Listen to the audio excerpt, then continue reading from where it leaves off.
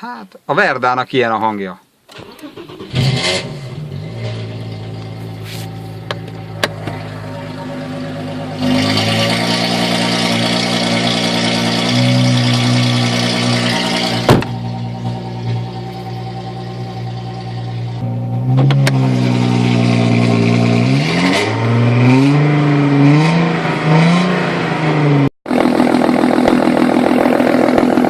Alapjáraton most ilyen a hangja.